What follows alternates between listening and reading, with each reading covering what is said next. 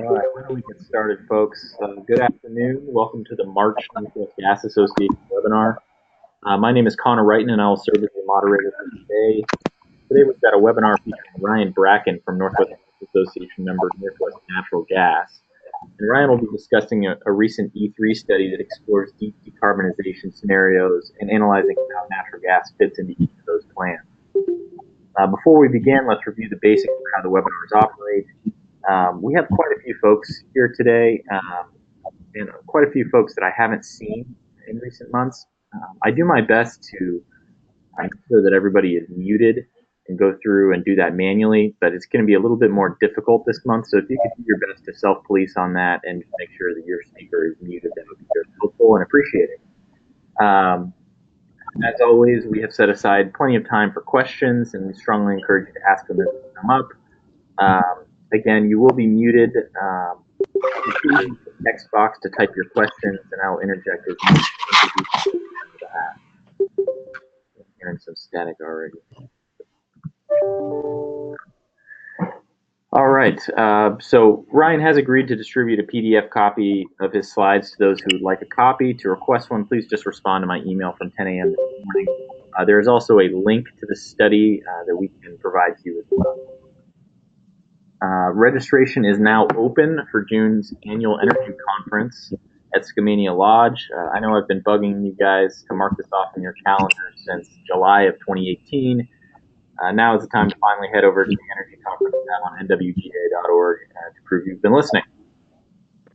And finally, I just want to introduce the Northwest Gas Association for those who might not be familiar with us and what we do. We represent the 6 investor-owned gas utilities operating in the Pacific Northwest, along with the 3 natural gas transmission lines.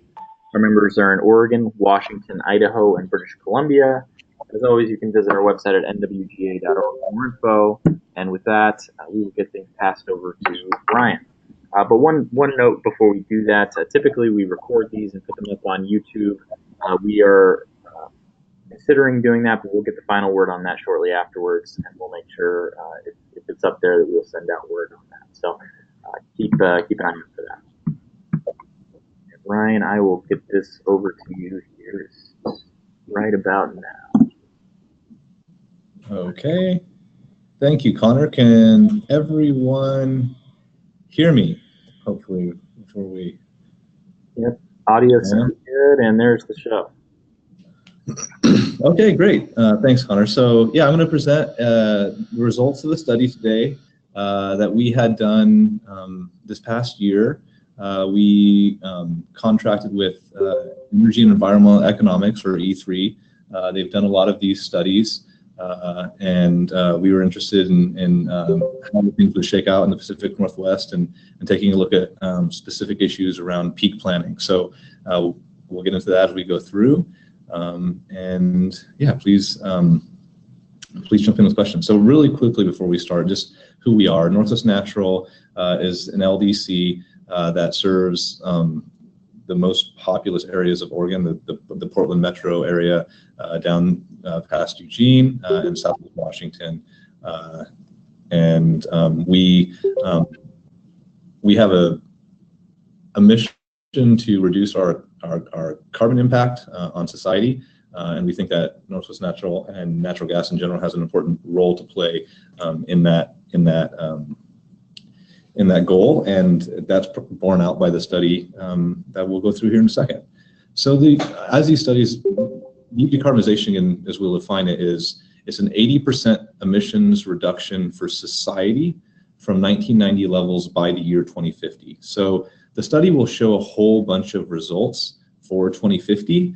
As we've given this presentation a few times, what we found is that there's sometimes some confusion about where things are actually now. So this is just showing for Oregon, it could be done and be similar, I think, in other states in the region. The emissions contribution of direct use of natural gas, and for those who aren't familiar, direct use of natural gas is just all natural gas that isn't used for power generation. So in Oregon, I think it's 13% in Washington, but it's 12% in Oregon, and then we also show a breakdown here of what that's used for. So a whole lot of that is industrial or process mode, but 4.7% of Oregon's emissions, for example, come from space heating and 1.5% from water heating. So just to put that in perspective, if every single natural gas water heater in the state were replaced with something which would be pretty impressive that is carbon-free, the state would reduce its emissions by 1.5%. So that's kind of where we're at now. And also an important piece as we go through this study is space heating and water heating shares. So right now, 56% of housing units in the Pacific Northwest are served by natural gas.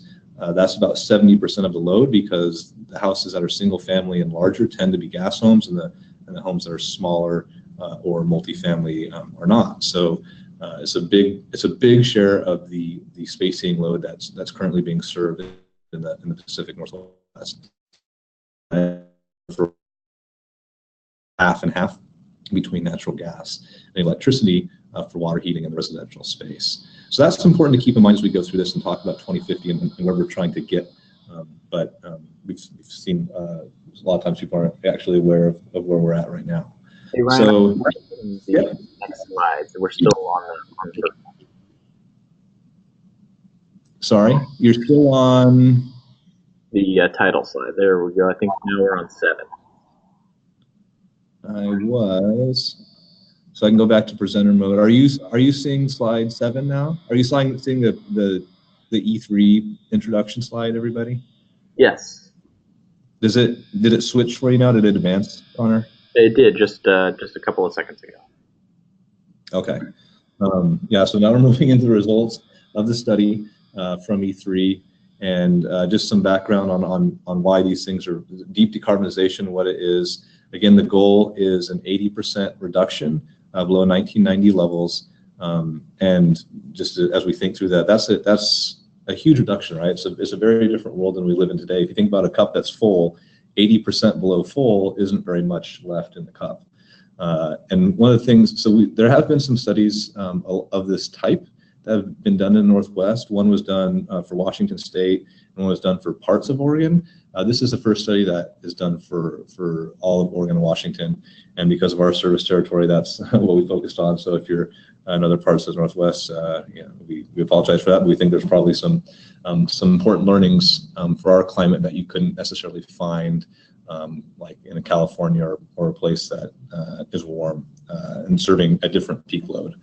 So like that's kind of and the idea is if the states are making this goal of decarbonization, then kind of the next step is, well, how would that happen? So that's basically what these studies are trying to determine, is like, well, what are ways that this might be able to take place? And we were excited to work with E3 to look some different ways for this to happen. So E3 has done a whole bunch of these deep decarbonization studies. You're probably familiar with them if you're in the energy space. They've done it for the nation in a lot of different states and different areas, and we're just one of those pieces. So as we talk about how this is done, basically a deep decarbonization study is an IRP for the entire economy, the entire energy economy, and ways to serve those different loads. So the overarching model that's used for these is called the pathways model, and it's a stock rollover model where the equipment that the customer is using, think a car or a furnace or a heat pump or something like that, and then they have a load that needs to be served. And then there's a number of other models that feed into this. There's a building science simulation that was implemented for the first time in this study that looks at how to serve loads during cold and hot events that can take place, which is, if you're familiar with, of course, IRP planning, the peak forecast is a really important piece. Hey, so dive into peak forecast. Yeah. We're still stuck on slide 7, and we're not in presentation mode. So I'm wondering if that may have something to do with it. Well, it's showing.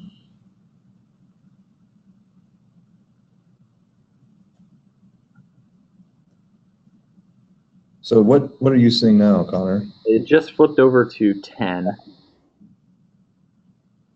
Okay.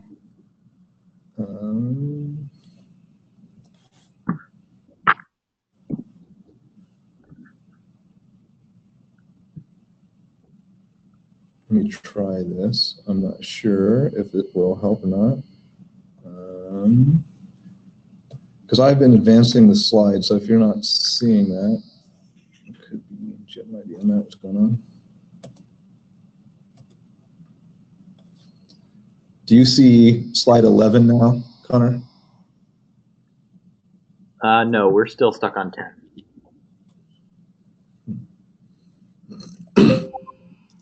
What I might need to do then,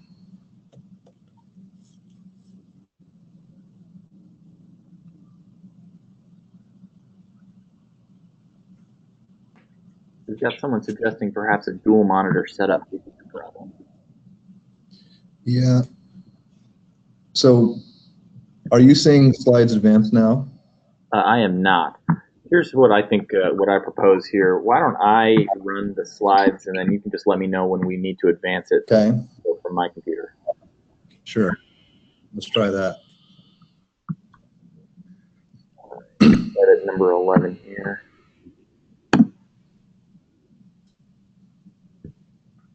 How's that look? I see it. I don't know about anybody else.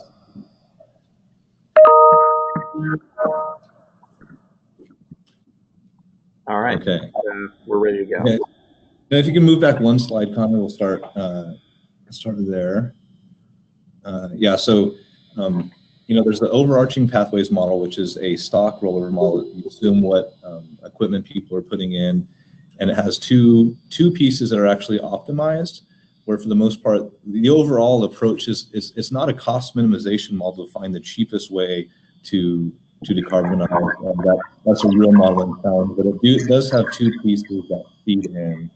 So there's the electric sector, which is once a load is determined from the pathways model, how to serve that load is through a cost minimizing capacity expansion model. And there's also a cost minimization biofuels module that E3 is rightly pretty proud of, and it turns different ways to allocate biofuels back into the energy economy and how expensive it is to get it into different types of energy usage.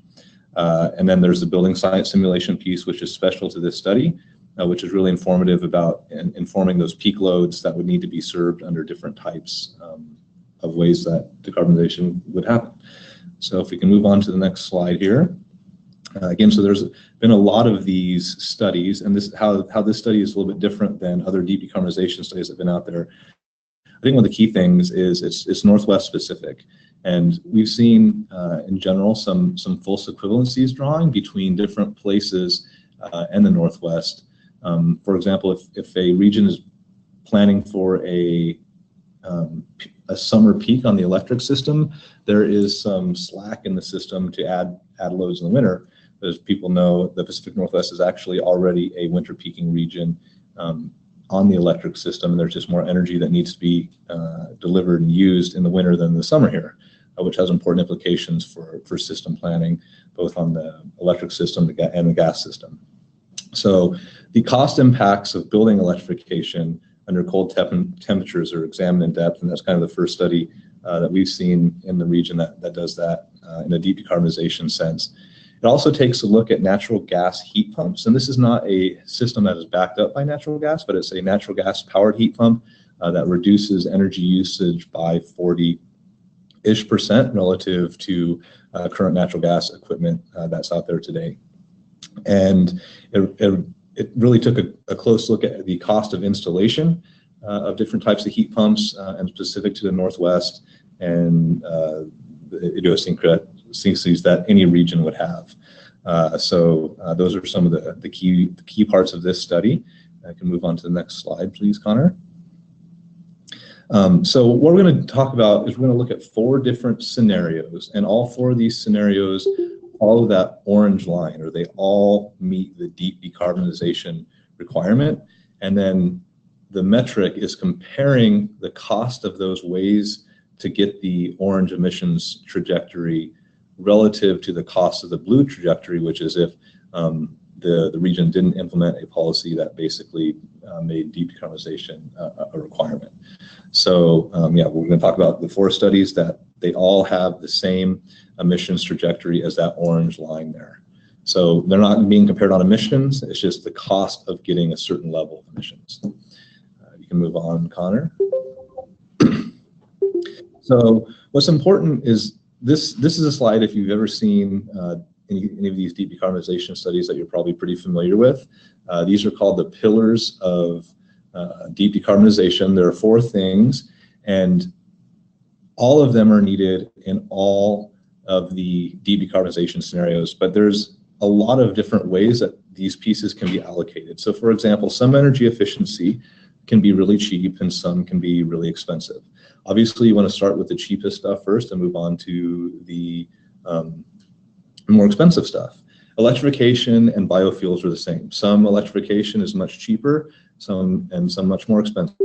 Some biofuels are cheaper, and there's obviously more expensive stuff. So if we have to meet that emissions goal, it's about allocating these things in a way that makes sense and trying to find the cheapest way to meet society's energy needs. But all these things are going to be needed. So where the scenarios that we're going to talk about here in a second differ is how they allocate amongst these 4 different pillars here. So if you move on to the next slide, Connor. At a high level, what this study does is it focuses on the building sector, which is special to this study, and specifically how houses and businesses will get there. And an important piece of this is, of course, space heating, and the scenarios are named for the space heating equipment that's used in each one of the scenarios. So there are 2 scenarios where natural gas continues to serve space and water heating needs in the same type of market shares within single family, multifamily, etc., as current. And there are 2 that electrify that load and see what's needed. So you can take a look at, this is showing in 2050, and these are the key assumptions that are driving, that make the emissions for each scenario the same, and also what are the key inputs into driving what will be the cost. So in all the scenarios, almost all electricity by 2050, like all these studies that have been done elsewhere, becomes mostly carbon-free. It's not 100% carbon-free.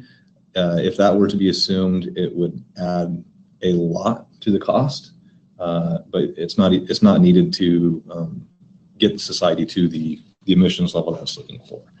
And one of the key things also is the amount of biofuels used.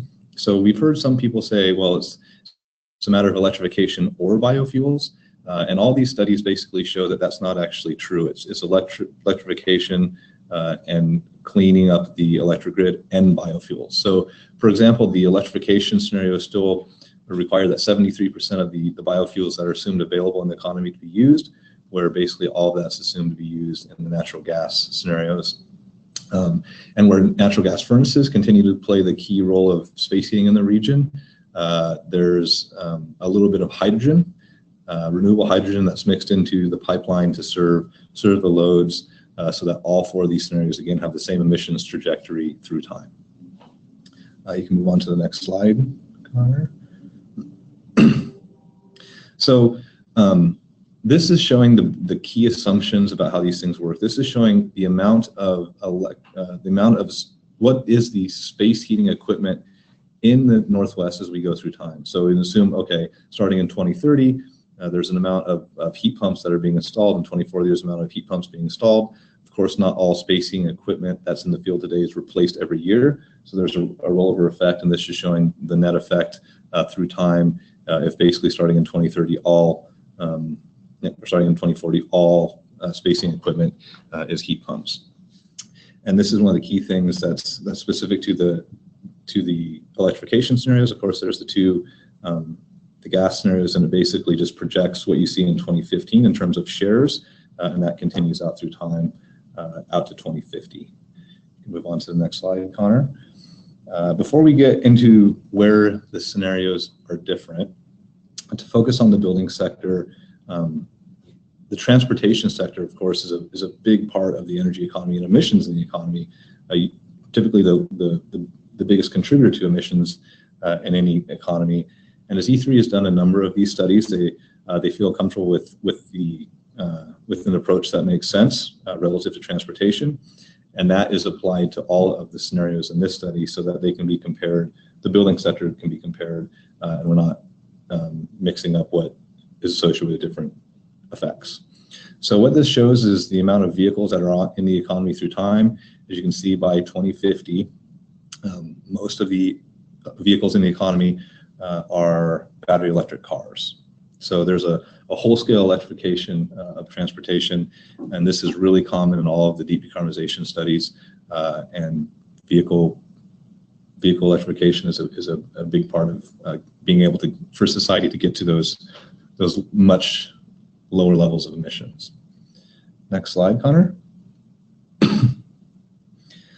So focusing in on those space heating technologies, what this shows is the equipment that's actually being put in. I will skip this for now, but what's important is, since this is a study that goes out to 2050, all of these pieces of equipment are pretty efficient. So they're not, market averages now or anything like that. The electric heat pump scenario is a 9.0 heat pump, which is still incented as an efficient unit basically everywhere in the region. And the cold climate heat pumps, which have they're much more expensive, but they have better performance during cold weather, which is important for the system, the entire energy system as a whole, not just for that specific unit in the person's house or business. So if there's some time at the end and there's some questions on this, we can dig into that. Now moving on from the assumptions to the results, here is in 2050 the expected energy that's delivered in the economy across the 4 scenarios. And if we were to compare this to 2015, what you'd see is that there's a lot more electricity used in all the scenarios, and a lot more biofuels. So so if you see that second bullet there, in 2050, electricity accounts for over 50% of consumption in all the scenarios, whereas about 22% today. And the biggest change, obviously, within that is in that transportation sector, which is the same in all of the scenarios. And then moving on to the next slide. And what this is showing, again, all of the scenarios, just so we can put it up front, all the scenarios have the same emissions trajectory through time. And what this slide is showing is where the emissions are expected to come from in 2050 under those 4 different scenarios. So the 2 on the left are the gas scenarios, and it breaks down the usage into other fossil, which is gasoline, coal, diesel, and that's the orange piece that sits on the top. And all these studies, those are basically stripped out of the economy, and that's a big piece of these studies. But under full electrification, the 2 that are on the right, what we see is that roughly the same amount of natural gas is used in the economy in all 4 of the scenarios. But what's different is where it's used. So the lighter blue is gas that's used for electricity, and the dark blue is the gas that's used directly into homes and buildings. And they're pretty similar at the end of the day, but as far as the fossil fuels, natural gas still is the cleanest of the fossil fuels that are being used in the economy today. So if you're going to choose amongst what's going to be stripped out, of course, coal is going to be stripped out. Diesel and gasoline are also the ripest areas to be stripped out. And then what remains, if there is still some emissions in the economy, is coming from natural gas. And while it's a small piece of the pie today, that green piece, the non-energy piece, that's really, really hard to reduce, becomes a bigger piece of the pie. Again, 20% of anything is not very much. So even if it's 8 or 10% of current emissions, that becomes a bigger piece as we move through time and reduce emissions from the fossil fuels. Next slide, please. So I understand this is drinking from the fire hose. E3 slides are really dense, but one of the key parts of this study and all of these deep decarbonization studies is what biomass is assumed available for biofuels in the economy. And something that's specific to this study is a lot of the studies in deep decarbonization studies that have been done recently have allocated the entire country's biofuels in a population-weighted share. And what that does is E3 has been worried about, as they do more of these studies, that some of the cheapest biofuels that can be found basically in the Midwest are then being chosen by each of these studies because it's the cheapest biofuels available, which of course they can't be counted up 10 times. So in this study, to be conservative and make sure that there was the biofuels that are needed to serve the load as the assumptions are only coming from the Pacific Northwest itself. So it's only assuming the population weighted share of what's available in the Pacific Northwest itself can be used in the economy. And the graph on the right there shows how much emissions can be reduced from biofuels on a cost basis. You can move on to the next slide, please. And this shows where those biofuels that are assumed to be available to the economy are used. So we have two graphs here. The one on the left is use of biofuels. This is just energy served with biofuels on the left. As we can see in the electric heat pump scenarios, they're grouped into one bar for this specific slide. So the two electrification scenarios, most of the biofuels go to renewable jet fuel and renewable diesel for long-haul trucking. But the red piece, what's different generally between the electrification and the gas heating scenarios is the amount of renewable natural gas that's used in the economy. So as you can see, there's an incremental use of biofuels, and most of that incremental use of biofuels in the gas scenarios is to decarbonize natural gas that's being used in the economy, which is that red piece. And the total incremental cost to the economy is the one that's shown on the graph on the right there. And obviously, those are big figures, right? Biofuels, by and large, are more expensive than the energy that's delivered today. So there's a large incremental cost between $4 and $5.5 million per year in 2050 to the economy. But savings in the places. So that you can move on, please, Connor. And what this graph shows is the natural gas that is being used directly, direct use natural gas across the four scenarios, and how much of that is what. So the blue piece is conventional natural gas or fossil natural gas. The green is renewable natural gas, and the purple is hydrogen. So as you can see, even in electrification scenarios, there's still a lot of direct use natural gas that's used in the economy, and a lot of that has to do with industrial use. And that this is not something that's specific results of our deep decarbonization study, but something that is common across all decarbonization studies that have been done basically throughout the world. There's incrementally, of course, more natural gas used if natural gas is used for space and water heating, and that's the two on the top. But there's also more renewable natural gas that's being used in the pipeline. So instead of 13% in the electrification scenarios, it's about a quarter. And to be able to meet the emissions budget in the furnace scenarios, there's 6.5% that is coming from renewable hydrogen. You can move to the next slide, please.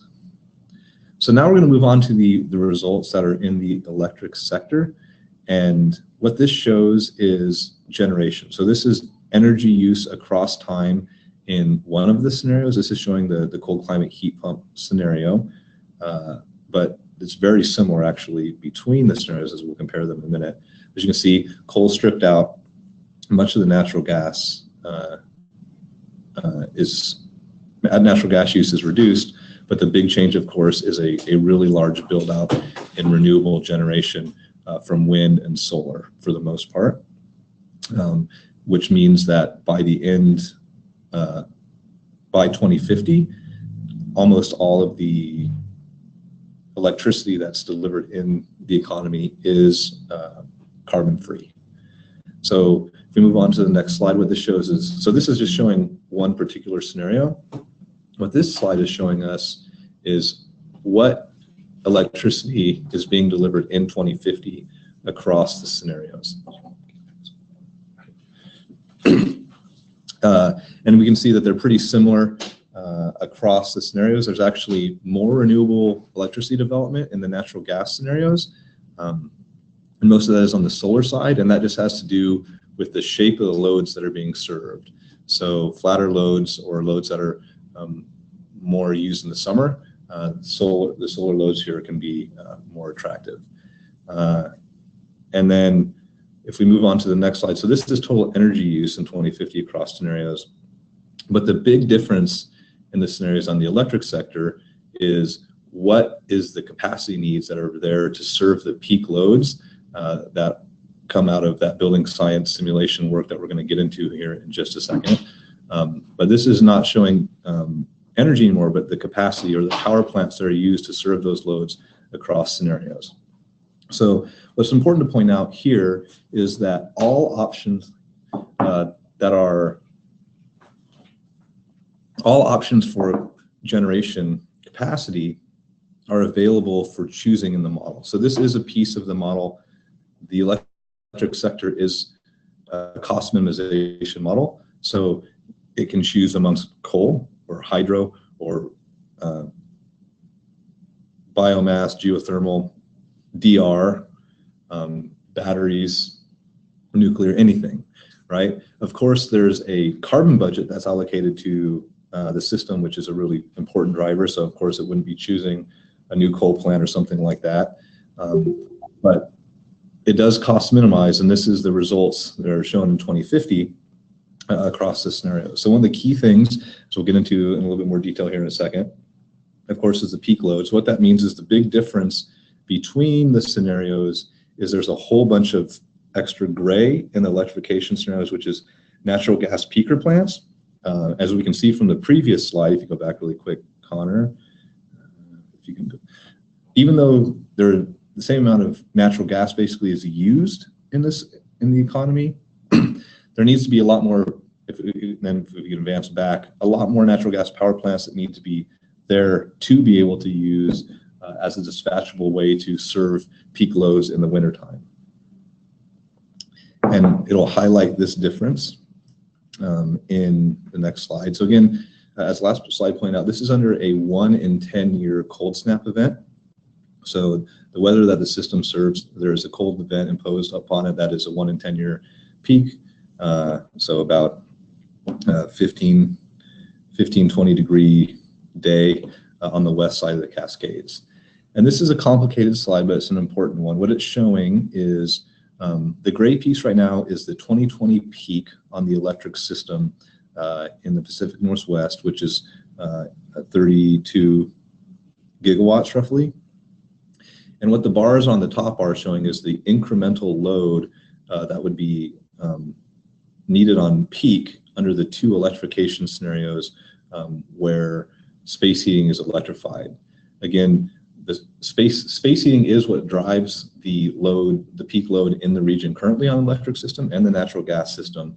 But most of that is being served currently by the natural gas direct use system. So when you drop that load onto the electric system, it's a big increase in peak loads, and that's what this is showing. So with cold climate heat pumps, those heat pumps that perform, they're much more expensive to install and have more advanced control technologies, but they contribute less to the system's load when it gets cold. There's an increase of 25 gigawatts of peak load. 9 of that is reduced with the yellow there from displacing electric resistance heat with heat pumps. And this is done in all of the scenarios, not just in electrification scenarios.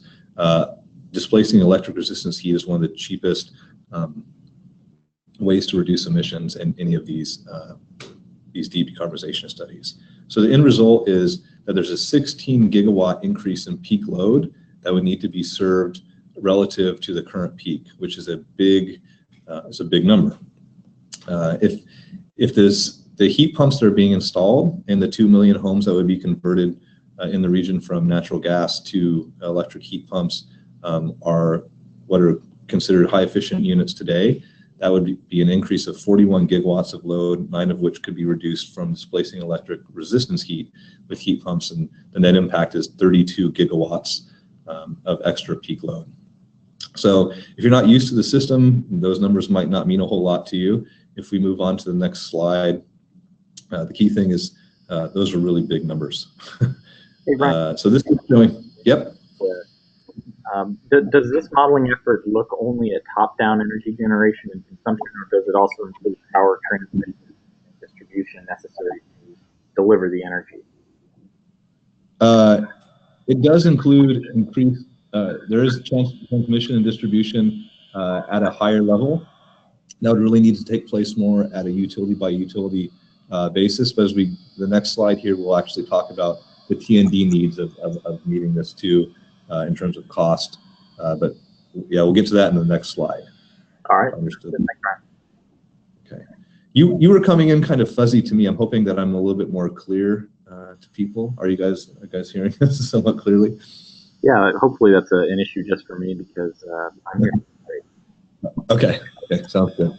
So what this does is just focuses on that incremental capacity, which is basically chosen through cost minimization to be new natural gas peaker plants. So there's between 17 new natural gas peaker plants will be added in the electrification scenarios to serve that massive increase in peak load.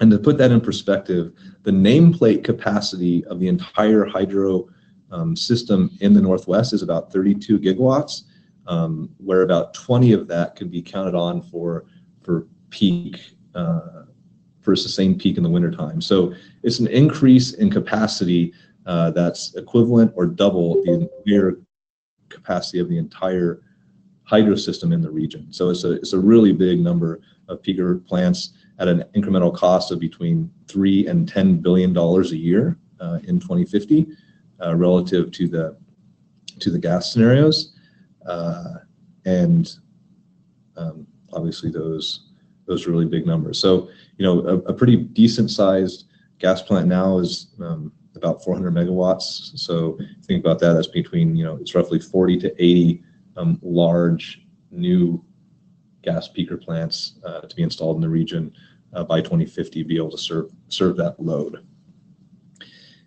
If you can move on to the next slide, please, Connor.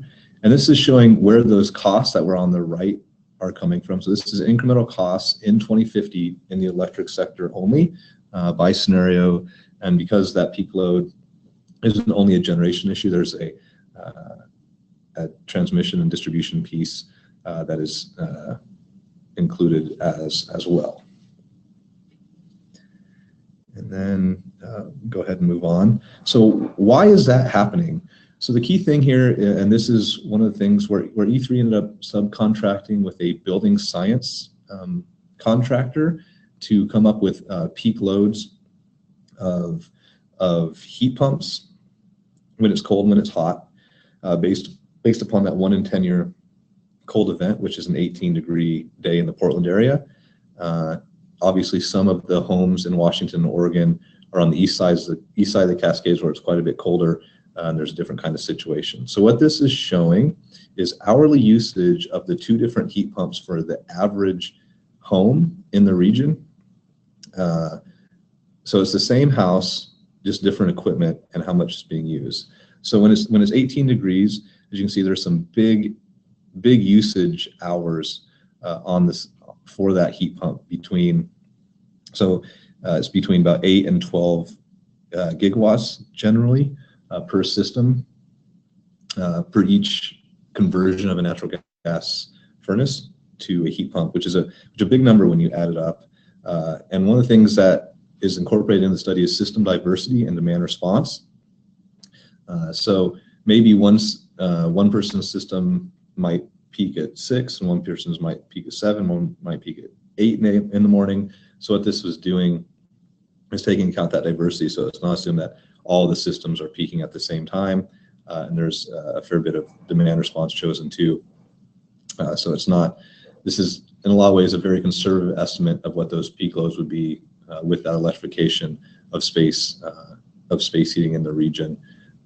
I'll point you to the study to look at those details and in all its glory, I guess. But for now, we can go ahead and move on to the next slide. And this is just showing what it means to think about. So what we've seen in a lot of the studies before is that there wasn't really a peak planning element. So if you just plan for a normal winter, you might not get you wouldn't get as much of a peak load impact. But of course, as system planners, we can't assume away cold weather events that actually happen. So 1 in 10 is the assumption that's used, and what this compares is like if you use a 1 in 2 winter versus a 1 in 10 winter, and the incremental peak load that's needed really is a fair bit different. And of course, if you tried to look at what a 1 in 30 winter would be, there'd be a much bigger impact relative to even 1 in 10 or coldest ever if there's kind of that kind of look. So this is getting back to kind of the approximation of, if you've ever heard of a planning reserve margin, how to factor that in a way that system modelers have to do to make sure that they can reliably serve their customers during those peak events.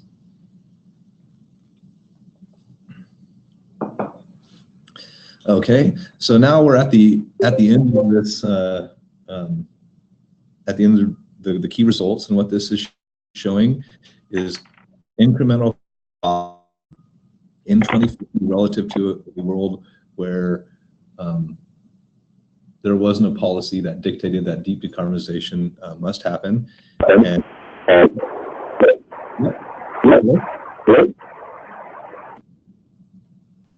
sorry about that. I think it's fixed now.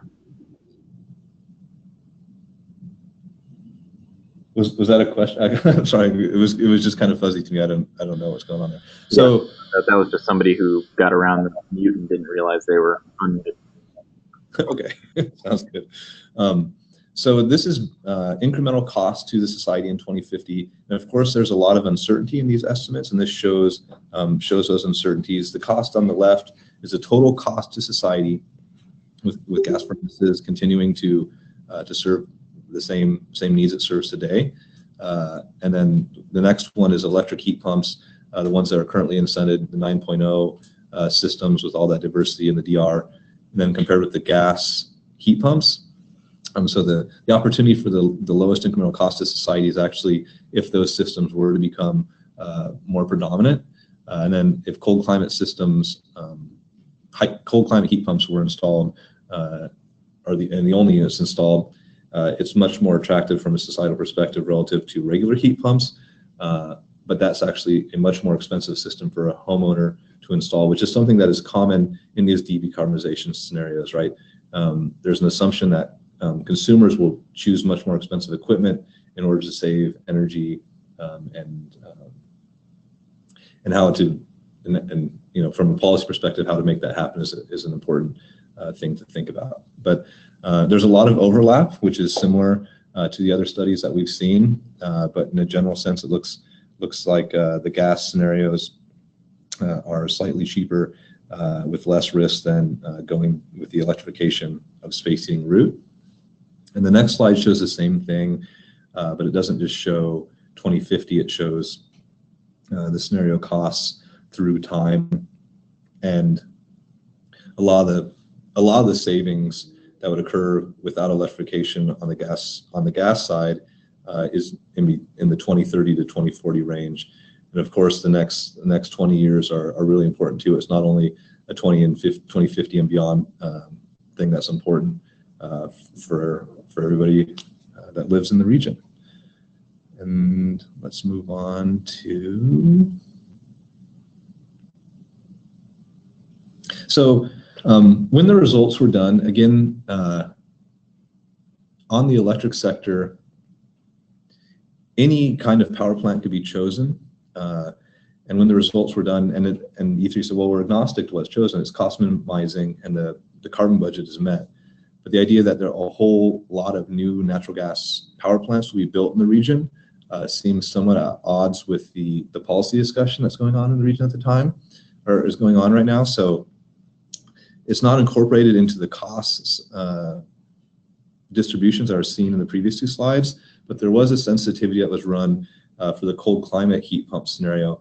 It would be more expensive, of course, for the regular heat pump scenario.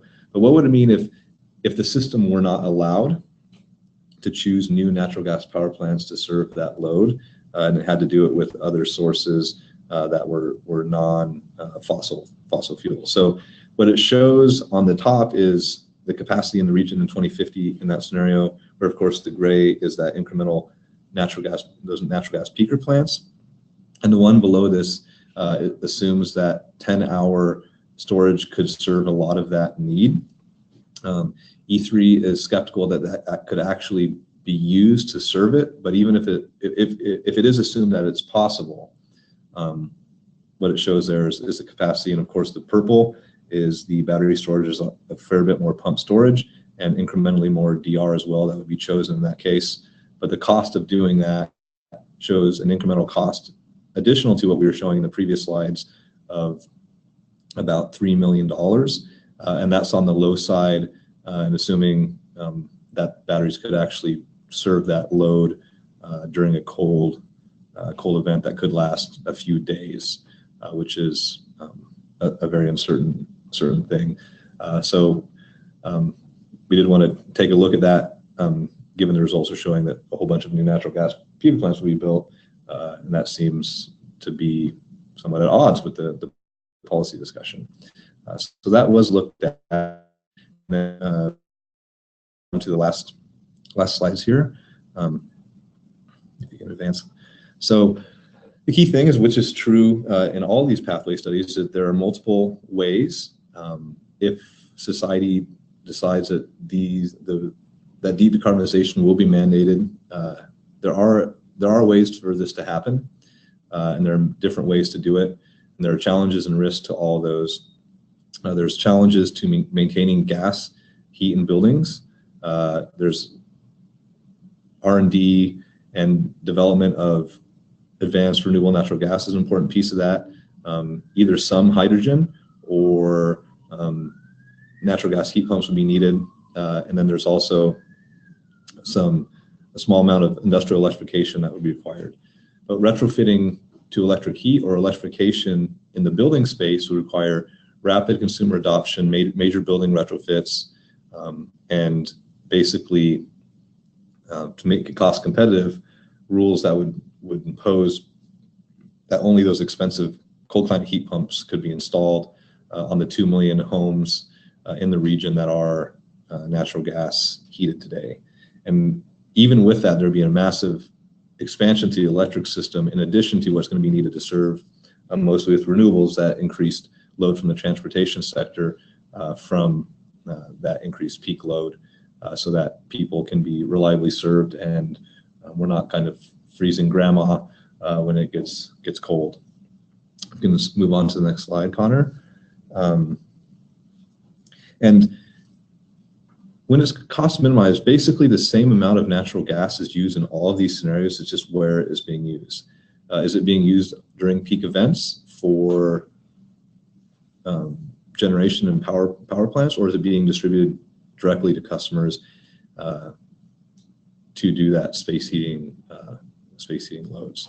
So, and there are a lot of uncertainties in these costs, and there's some overlap, but there's different risks and cost profiles to those different ways to do it. And look forward to any questions you have, and we point you to the study if you have interest. Of course, we know that these are very dense slides, but there's a lot behind the hood or under the hood here, so open it up for questions.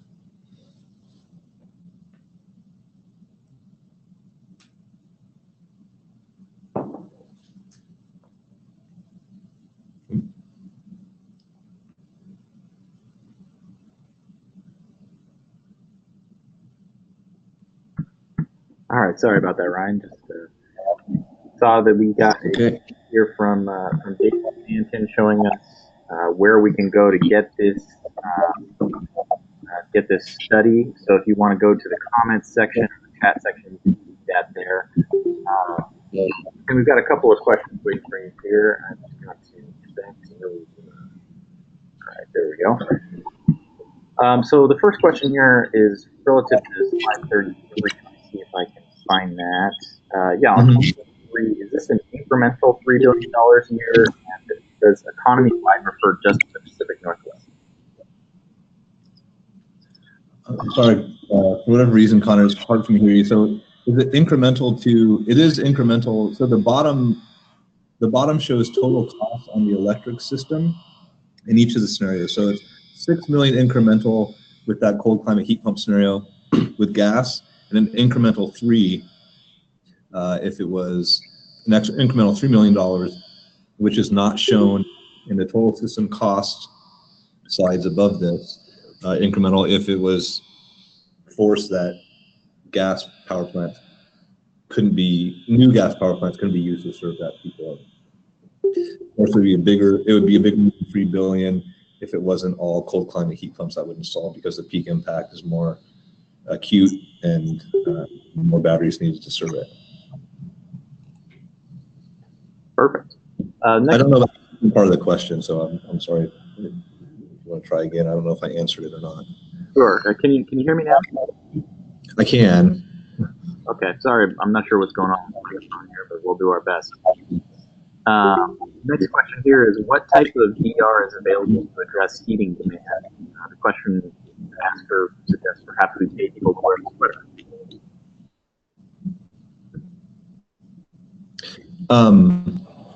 So for heating demand, it's basically trying to diversify when the systems are using the most across time. So when that peak hour hits, it's kind of spread out some. A lot of the DR that's actually assumed to be available to the economy isn't from space heating. What's typically chosen for most of these has to do with water heating and also vehicles. So the study basically assumes that relative to water heating and transportation vehicle load, that most all of that energy use has been moved off peak because that's definitely something that's doable within that space, even though it is really tough to have DR for space heating, because the systems are sized basically to be able to just meet those needs when it gets really cold, and those are the times that we're talking about. So a lot of the DR actually isn't relative to space heating, but it does have an impact. But there is some spacing basically through diversification of systems, and what was assumed on that front can be read about in the report too. Here we got another one here. This one I think is more of a comment, but in British Columbia, our peak heating period can extend to 2 weeks, plus or minus 15% in loads across the peak average. We would need to see more analysis that a 10-hour storage could adequately address a scenario like that. That's a comment there. Yeah, we would agree with that. So even E3 would say that if you read the actual bullets here, it's not even clear that could work. There's lots of skepticism that it could, but just to show, like, even if it could, it would just be much more expensive. And given that the electrification scenarios are already incrementally more expensive than the non-electrification scenarios, it wouldn't seem to make sense from a societal perspective to go down that route. But yes, it probably, cold events are much longer than 10 hours. So using batteries to serve that is a big question mark that is ripe for more research. Next question here, does this study use historical winter temperature data, or does it use a forecast of presumably higher winter values? Right, so it does factor in climate change. Where that hits the most is on total energy usage. So there are less heating degree days needed as we go through time in the region, but it doesn't seem to be impacting the coldest days that can happen in the region. So it uses historical weather under the definition that the cold events going forward aren't necessarily going to be colder or warmer than history, but that the winters overall will be warmer, and especially the summers are going to be warmer than have been in the past. So there's a little bit of difference there between the energy side and the capacity side in that case. All right, next question is, why is there not a larger potential role for hydrogen? Is it just an assumption that it is higher cost than renewable natural gas? We see hydrogen as an attractive pathway because it's scalable beyond biomass feedstock. Yeah, that is true. Hydrogen, there's a potential for an all hydrogen economy potentially. I think what this does is focuses on based upon an estimate of cost. The cost in the study do show technology to be a lot of technology get cheaper through time by assumption. So looking out to 2050 is a long way. But right now, for the most part, the hydrogen piece seems to be more expensive than other pieces. I think one of the key things that's interesting from these studies is we don't need, say, for example, 50% of the natural gas that's used directly in homes and businesses in the region to be hydrogen for society to be able to meet the decarbonization emissions goals of 80% below 1990 by 2050.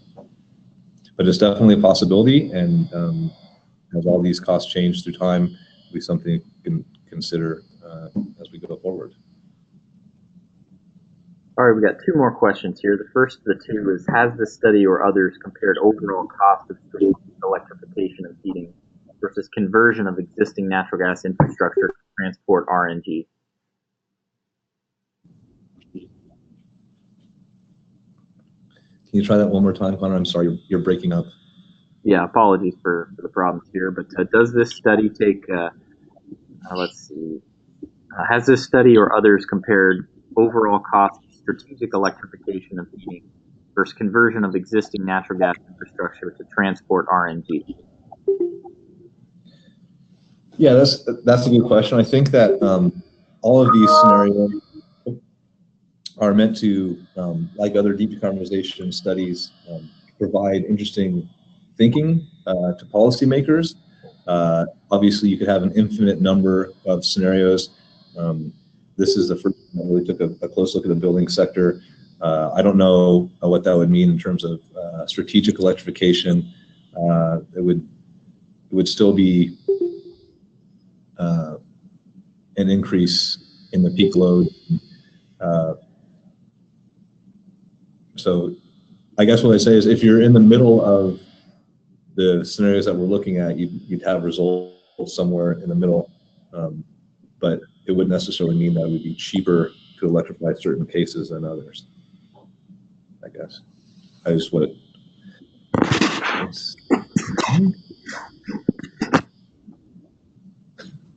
Hello? Sorry, we got one more here if you're ready for it. Does the study take other climate change aspects into account? For example, problems with food supply and sizable internal migration into the Pacific Northwest. Let's see, it is likely that ability to pay will decline as climate problems increase in aggregate. Are these types of problems taken into account? Sorry, you're breaking up again. I guess what I would say, if I did hear enough of it correctly, is that this is about the energy piece of economy. So there's definitely could be other impacts that would have an impact on cost in other ways. But I guess what I would point out again is that all of the scenarios that are looked at in this study have the same emissions trajectory through time. So those things that are a net impact of climate change from emissions would presumably somewhat constant across the scenarios because they all have the same emissions. But of course, the Pacific Northwest is only a small contributor to global emissions that are driving the issue. But this is specific to the energy economy.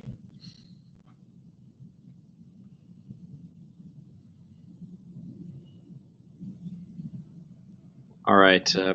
Again, apologies for the technical issues here. I also have a couple of more questions that have come in. Unfortunately, we do not have time for that. It's a testament to the quality of the webinar that we went all the way up to the 1 o'clock deadline. But Ryan, I hate to speak for you, but if anybody has any questions, I hope you'll reach out directly to Ryan. Again, a couple of notes before we sign off here. First, thank you very much, Ryan, for doing this. We really appreciate your time. It's a very interesting study. Again, you can send me an email if you're interested in getting a copy of this slide deck. And then Northwest Natural has also included in the chat box a link to their Less We Can website where this can be accessed. One more thing, our friend Ken Dragoon of the Renewable Hydrogen Alliance is having an event on May 20th at Northwest Natural. He's also put a link in his website to their in the chat box to their website. Please check that out. And otherwise, we will look forward to seeing everybody here next month.